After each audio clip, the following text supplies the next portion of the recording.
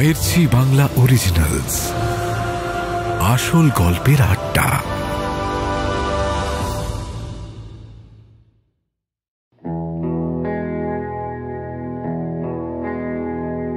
কলকাতা থেকে প্রায় ৭০ কিলোমিটার দক্ষিণে আধা শহর আধা মফস্বল ঘেরা একটা ছোট্ট এলাকা, নাম গোচরণ। নাম শুনেই বোঝা যাচ্ছে যে একসময় এখানে সুদূর প্রসারিত মাঠ ছাড়া আর কিছুই ছিল না। ক্রমে জনবসতি গড়ে ওঠে, তারপর ধীরে ধীরে এখন আর ৫টা শহর থেকে দূরে জন্ম নেওয়া মফস্বলের মতোই নিজের জায়গা করে নিয়েছে গোচরণ। সুন্দর শান্ত জায়গা। মূল যে শহর, সেখানে স্কুল, কলেজ, পুলিশ স্টেশন, দোকানপাট সব আছে। আর খানিক দূর গেলেই রেল স্টেশন। এখন আর এই এলাকাগুলোকে গ্রাম বলা যায় না, যথেষ্ট উন্নত হয়ে গেছে। রাস্তায় রাস্তায় বাতি এসে গেছে, পিচে রাস্তা তৈরি করা হয়েছে, সেখানে সাঁই সাঁই করে অটো টোটো ছুটে যাচ্ছে। এক কথায় বলতে গেলে গোচরণ একটা সুন্দর ছিমছাম মফস্বল এলাকা। শহরের পাশেই যেরকম নিজের জায়গা তৈরি করে নিয়েছে গোচরণের মতো ছোট ছোট মফস্বল টাউনগুলো, ঠিক একই রকমভাবে আমাদের গল্পের যে হিরো সৌম্যদীপ, সেও প্রচণ্ড চেষ্টায় আছে নিজের একটা জায়গা তৈরি করার। সৌম্যদীপ যখন স্কুলে পড়ত তখন ভবতোষ স্যার বলে একজন টিচার ছিল ওদের স্কুলে, অঙ্ক পড়াতো। সে রোজ একবার করে ক্লাসে ঢুকে বলবে, জীবনে মানুষের মতো মানুষ হও, সময় বড় খারাপ, নিজের পায়ে দাঁড়াতে হবে, সেই জন্য তোমাদেরকে পড়াশোনা করতে হবে। সৌম্যদীপ সেই দিন থেকেই নিজের পায়ে দাঁড়ানোর চেষ্টা শুরু করে দিয়েছে। কিন্তু সৌম্যদীপের কপালটা একেবারেই খারাপ। একের পর এক ব্যর্থতা ছাড়া জীবন আর কিছুই তাকে দেয়নি। তবে সেই দুঃখের কথা বলার আগে সৌম্যদীপের পরিচয়টা খানিকটা জেনে রাখা প্রয়োজন। সৌম্যদীপ পুরো নাম সৌম্যদীপ সরকার, বাড়ি গোচরণ। স্কুল শেষ করেছে গোচরণ আদর্শ শিক্ষানিকেতন থেকে। এখন ওর বয়স ২০। নাম কাওয়াজতে কলেজে ভর্তি হয়েছে, কিন্তু কলেজে ক্লাস করতে পারে না। ৭টা দিন ওকে ওর বাবার দোকানে বসে থাকতে হয়। সৌম্যদীপের বাবার নাম নন্দকুমার সরকার। তার একটা খাতা পেনের দোকান আছে গোচরণ স্কুল মোড়, তার ঠিক পাশেই ছাত্রবন্ধু বইয়ের দোকান। সেটাই হচ্ছে সৌম্যদীপের বাবার দোকান। একটা সময় ওদের পুরো সংসারটাই এই দোকান থেকে উপার্জন করা অর্থে চলত। সৌম্যদীপের পড়াশোনা, সৌম্যদীপের একজন দাদাও আছে, তার পড়াশোনা, খাওয়া দাওয়া, সংসার খরচ সব হয়ে যেত আরামসে। কিন্তু লকডাউনের পর থেকে খাতা বইয়ের দোকান আর চলছে না।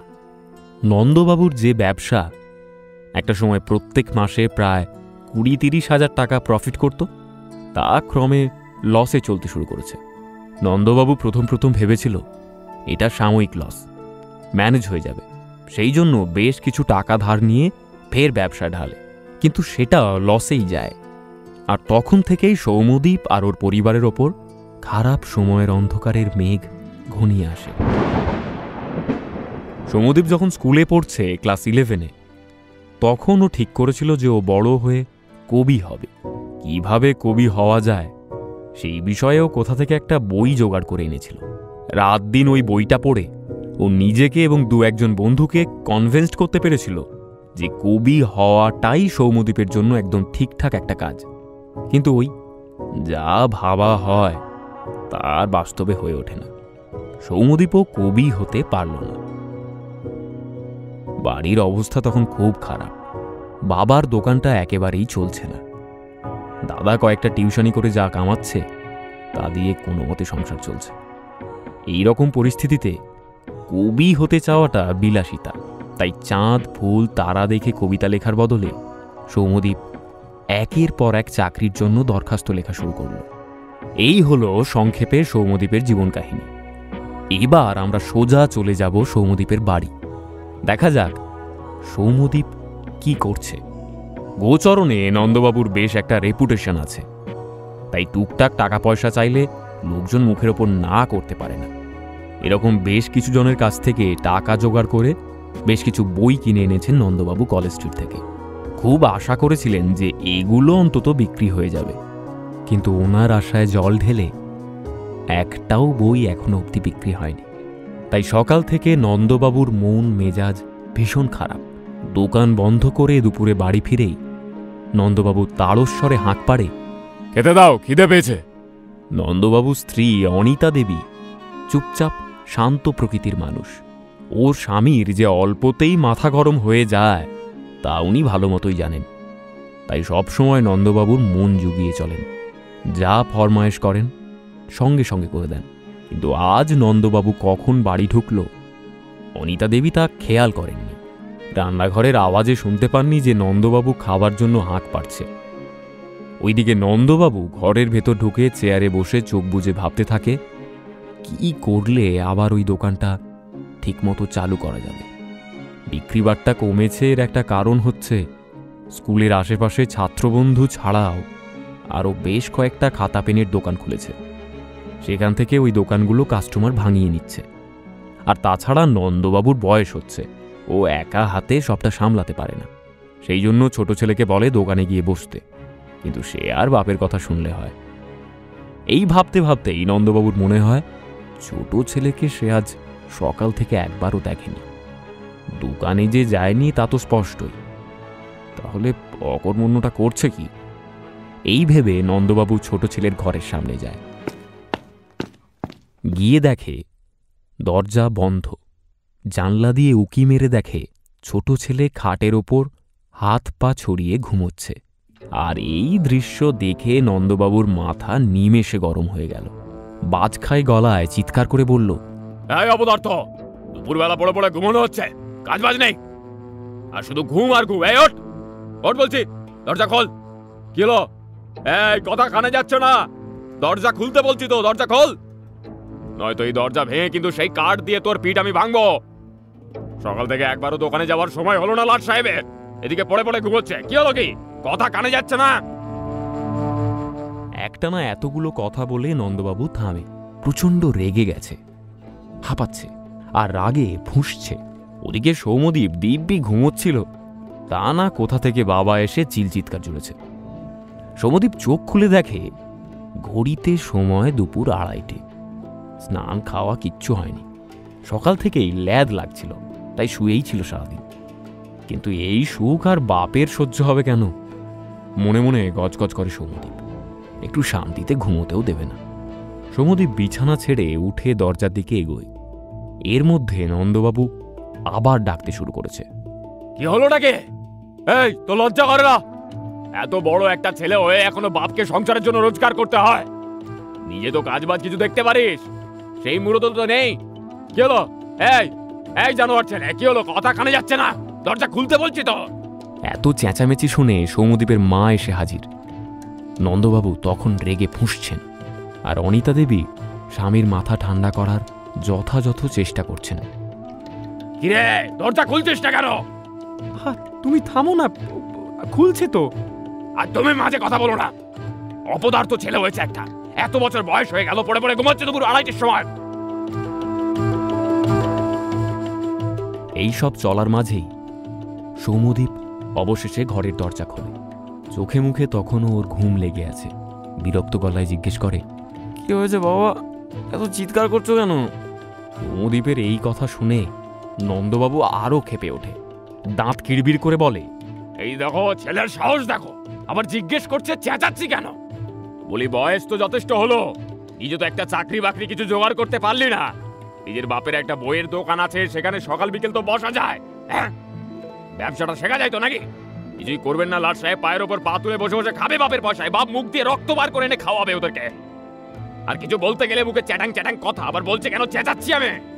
সৌম্যদীপ অনেক দিন ধরে এসব কথা চুপচাপ শুনে গেছে, কিন্তু আজ ওর বাবার কথা শুনে ওর নিজের মাথাও গরম হয়ে গেছে। তাই সেও খান দুয়ে কথা শুনিয়ে দেয়, বলে, আমি আমার মতো ঠিক একটা চাকরি জোগাড় করে নেব, তুমি নিজে গিয়ে নিজের দোকানটা চালাও না। ব্যবসার কি করছো তুমি? যদি তুমি এতই ব্যবসা বুঝতে, তাহলে এত লস হতো না তোমার প্রত্যেক মাসে। আর তুমি এসে সেই রাগটা আমার উপর ঝাড়ছো। তুমি আমাকে কথা শোনাতে এসো না তো, আমি আমার মতো একটা কিছু ব্যবস্থা করে নেবো। এই বলে সৌম্যদীপ ঘর থেকে বেরিয়ে যায়। নন্দবাবু সৌম্যদীপের এই অকস্মাৎ বিপ্লবী প্রতিমূর্তি দেখে খানিক ঘাবড়ে গেছেন। কিছু বলার আগেই নন্দবাবু দেখতে পেল সৌম্যদীপ গায়ে একটা জামা গলিয়ে সাইকেল নিয়ে বাড়ি থেকে বেরিয়ে যায়। বেরোনোর আগে সৌম্যদীপ মাকে বলে যায়, তোমরা খেয়ে নিও, আমি আজকে খাবো না, চললাম। আমি ফিরবো রাতে। আর বাবাকে বলো আমার ব্যাপারে বেশি মাথা না ঘামাতে।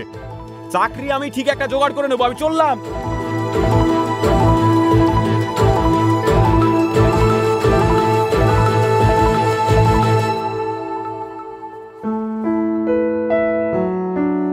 সৌম্যদীপের বাড়ি টাউনের একদম মাঝখানে। সেখান থেকে সাইকেলে প্রায় 15 মিনিট গেলে তবে পড়ে গোচরণের মাঠ, আর সেই মাঠের পাশেই ট্রেন লাইন। সৌম্যদীপের একমাত্র যাওয়ার জায়গা হচ্ছে ওই রেল লাইন লাগোয়া ছোট্ট এক ফালি মাঠ। সকালের দিকে সেই মাঠে গরু ছাগল চড়াতে আসে গ্রামের পাশের লোকজন। বিকেলের দিকে ছোট ছোট বাচ্চারা খেলাধুলা করে। আর রাত হলে সেই মাঠের চরিত্র বদলে যায়। রাতের আঁধারে এখানে চলে জুয়ার নেশা, সাট্টার ঠেক। সৌম্যদীপ সেখানে সেই ছোটবেলা থেকেই আসে, তাই ও সবটাই জানে। আজ যেরকম রাগ করে ঘর থেকে বেরিয়ে এলো, এরকম আগে বহুবার করেছে সৌম্যদীপ, কিন্তু আদতেই কোনো লাভ হয়নি। বাবা সেই ঘ্যান ঘ্যান করতেই থাকবে চাকরির জন্য, আর ঘ্যান ঘ্যান শুনে সৌম্যদীপের আবার মাথা গরম হয়ে যাবে। এটাই রিপিটে চলছে গত 1 বছর ধরে। সৌম্যদীপ রেল লাইনের মাঠে এসে সাইকেল থেকে নামে। আকাশে মেঘ করেছে, তাই চারপাশটা বেশ থমথমে। হাওয়া দিচ্ছে মাঝে মধ্যে হালকা। সৌম্যদীপের মন মেজাজ একদম ভালো নেই। রোজ রোজ বাড়িতে এই এক অশান্তি, কার ভালো লাগে? সৌম্যদীপের চাকরি বাকরি করার ইচ্ছে একদমই নেই এই মুহূর্তে, কিন্তু না করে উপায়ও নেই। ও ভালো মতোই জানে নিজের বাড়ির অবস্থা কিরকম। সেজন্য টুকটাক কয়েকটা জায়গায় চাকরির ফর্ম ফিল আপ করেও ছিল, যদিও কোনো উত্তর সেখান থেকে আসেনি। আর অন্যদিকে বাবা সমানে চাপ দিয়ে যাচ্ছে। মাঝে মধ্যে সৌম্যদীপের মনে হয় যে পালিয়ে যাবে অনেক দূরে, অনেক দূরে কোথাও পাহাড়ে বা জঙ্গলে চলে যাবে, আর ফিরবে না কখনো। কিন্তু এইসব ভাবনাতেই থেকে যায়, বাস্তবে আর করা হয়ে ওঠে না। এইসব আকাশ পাতাল ভাবছে সৌম্যদীপ, আর জীবন নিয়ে হতাশ হয়ে পড়ছে ক্রমশ। ঠিক সেই মুহূর্তে এন্ট্রি নেয় জগন্নাথ। জগন্নাথ ওরফে জগা সৌম্যদীপের একেবারে ছোটবেলাকার বন্ধু। একই সাথে স্কুলে পড়েছে, তবে পড়াশোনায় জগার মন কোনো কালেই ছিল না। স্কুলে থাকাকালীন অত্যন্ত দুরন্ত ছিল, ক্লাস বাঙ্ক করত, মাস্টারমশাইদের ভীষণ জ্বালাতো, অতিষ্ঠ করে তুলত। ওকে স্কুল থেকে সাসপেন্ড করার কথাও ভাবা হয়েছিল, কিন্তু শেষে আর সাসপেন্ড করা হয়। সেই জগা স্কুল শেষ করে হাঁপ ছেড়ে বেঁচেছিল। এখন জগা ওর বাবার গ্যারেজে কাজ করে, নিজের গ্যারেজ, সুতরাং বোঝাই যাচ্ছে কাজবাজ খুব একটা করতে হয় না। খানিক তদারকি করার জন্যই জগার বাবা জগাকে গ্যারেজে ঢুকিয়েছে। সকাল থেকে বিকেল অবধি গ্যারেজে থাকে। সন্ধ্যের দিকে জগা রেল স্টেশনের মাঠে ঘুরতে আসে। ঘুরতে আসা মানে নেশা করতে আসা। জগার আরও কিছু বন্ধু আছে সেই স্কুলের সময় থেকেই, তাদের সাথে মদ টদ একটু খায় প্রতিদিন বাড়ি ফেরার আগে। সেই নেশা করতেই জগা আজ এসেছিল রেল স্টেশনের মাঠে। কিন্তু সৌম্যদীপকে একা বসে থাকতে দেখে জগা প্রথমে একটু অবাক হয়, তারপর সৌম্যদীপের কাছে এগিয়ে যায় জগা। কিরে দোস্ত, এখানে বসে আছিস যে? কিরে, তোকে দেখে না বেশি দেখা যায় না, কেমন আছিস? কেমন? জগা সৌম্যদীপের পাশে বসে জিজ্ঞেস করে। সৌম্যদীপ নিজের জীবনের কথা চিন্তা করছিল এক মনে বসে। হঠাৎ জগা চলে আসায় সৌম্যদীপ প্রথমে একটু ঘাবড়ে যায়। একবার মনে মনে জগাকে খুব খিস্তিও করে, একটু শান্তিতে বসার সুযোগও নেই। কেউ না কেউ ঠিক এসে ব্যাগড়া দিয়ে দেয়। কিন্তু পর মুহূর্তেই সৌম্যদীপের মনে হলো, না, একদিক দিয়ে জগা এসে ভালোই হলো। মানুষ কতক্ষণ আর একা একা বসে থাকতে পারে কারোর সাথে কোনো কথা না বলে? তার থেকে বরং জগা আসায় দুটো কথা বলা যাবে ওর সাথে। সৌম্যদীপ জগার দিকে তাকিয়ে হালকা হেসে বলে, এই চলে যাচ্ছে রে, তুই কেমন আছিস? অনেকদিন পর দেখলাম তোকে। জগা পকেট থেকে একটা বিড়ি বার করে, তারপর হাতের আড়ালে মাচিস বার করে। দক্ষ কায়দায় বিড়িটা জ্বালিয়ে উত্তর দেয়, আমি তো ফার্স্ট ক্লাস আছি পুরো, খাচ্ছি দাচ্ছি নেশা করছি, বাড়ি গিয়ে ঘুমিয়ে পড়ছি, ফুল টু ফান জীবনে ভাই। কিন্তু তোকে এরকম দেখাচ্ছে কেন? সব ঠিকঠাক তো? কি হয়েছে? সৌম্যদীপ কিছুক্ষণ চুপ করে থাকে, বুঝতে পারে না জগাকে ওর কিছু বলা উচিত কিনা। এই যে বাড়িতে এত বড় একটা ঝামেলা হলো, চাকরি একটা খুব প্রয়োজন সৌম্যদীপের, কিন্তু ওর তো চাকরি করতে একদমই ভালো লাগে না। এই যে জীবনের প্রতি বাঁকে বাঁকে নতুন নতুন দ্বন্দ্বের সম্মুখীন হতে হচ্ছে। এর থেকে মুক্তি কোথায় তা সৌম্যদীপ জানে না। আরও জানে না জগাকে এইসব কথা বলে কোনো লাভ হবে কিনা। তবে কিছুক্ষণ ভেবে সৌম্যদীপ জগাকে বলে, না ভাই, কিচ্ছু ঠিকঠাক নেই, বাড়িতে বিশাল ঝামেলা, বাবার দোকানটার অবস্থা খুব খারাপ, সেটা জানিস তো, বিক্রি বাট্টা নেই একদম। তার উপর দাদা চাকরির পরীক্ষার জন্য পড়াশোনা করছে বটে, তবে চাকরি তো পায়নি, কয়েকটা টিউশন করে চলছে আর কি কোনোভাবে সংসারটা। বাবা এবার আমার পিছনে পড়েছে, আমাকে দিয়ে একটা চাকরি করিয়েই ছাড়বে। এবার তুই বল, চাকরি পাওয়া কি অত সহজ? আরে এরকম একটা অজ পাড়া গাঁয়ে আমাকে কে চাকরি দেবে বলতো? ভাল লাগছে না, আমি এইসব নিয়ে একটু চাপে আছি আর কি। সৌম্যদীপ থামে। জগা মন দিয়ে সবটা শোনে, তারপর ঘাড় নেড়ে বলে, ডিফিকাল্ট পরিস্থিতি, কিন্তু ডোন্ট ওয়ারি মাই ফ্রেন্ড, চাকরি ঠিক একটা পেয়ে যাবি। এমনি তুই কোথাও অ্যাপ্লাই করেছিস? সৌম্যদীপ বেশ কয়েকটা জায়গায় চাকরির দরখাস্ত জমা দিয়ে এসেছিল। টুকটাক প্রাইভেট কোম্পানিগুলোতে দরখাস্ত করেছিল, কিন্তু সৌম্যদীপ ঠিকমতো ইংরেজিতে কথা বলতে পারে না, সঙ্গে সঙ্গে রিজেক্ট করে দিয়েছে। আর তাছাড়া ওই পোস্ট অফিসের একটা পোস্টের জন্য রিক্রুটমেন্ট হচ্ছিল, সেখানে ওই মাধ্যমিকের নম্বরের ভিত্তিতে রিক্রুটমেন্ট হচ্ছিল। সৌম্যদীপ পড়াশোনায় বেশ ভালো ছিল ক্লাস 10 অবধি। ক্লাস 10-এ তো ওদের স্কুলেও 5th হয়েছিল, কিন্তু তারপরেই ক্লাস 11-এ ওঠার পর থেকে ওর পড়াশোনার ওপর থেকে মন একেবারে উঠে যায়, কিছুই আর করতে ভালো লাগতো না।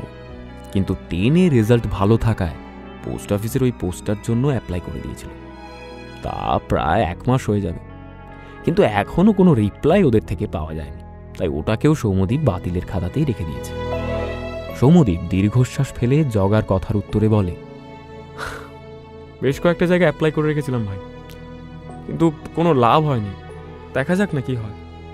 জগা সৌম্যদীপের কাঁধে হাত রেখে বলে, তুই চিন্তা করিস না, আরে আমি দেখছি বাবাকে বলে যদি তোকে আমাদের গ্যারেজে নেওয়া যায়।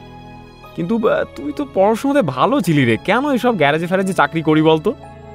আর তাছাড়া গ্যারেজে চাকরি করতে গেলে তো তোকে গাড়ির কলকবজা সব জানতে হবে, না হলে তো সেই বেকার হয়ে যাবে সব। সৌম্যদীপ কিছুই বলে না, চুপ করে থাকে।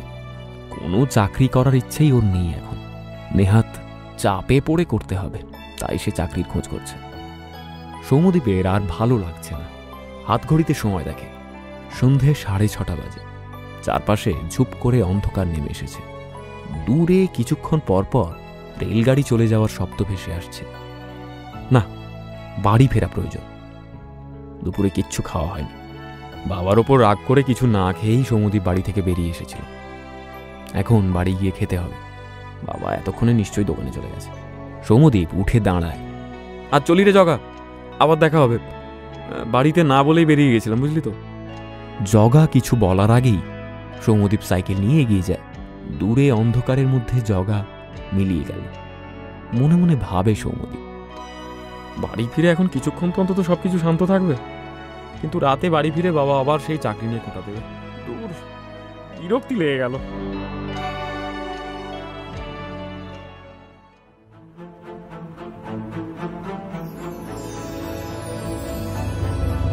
মির্চি বাংলা অরিজিনালস, আসল গল্পের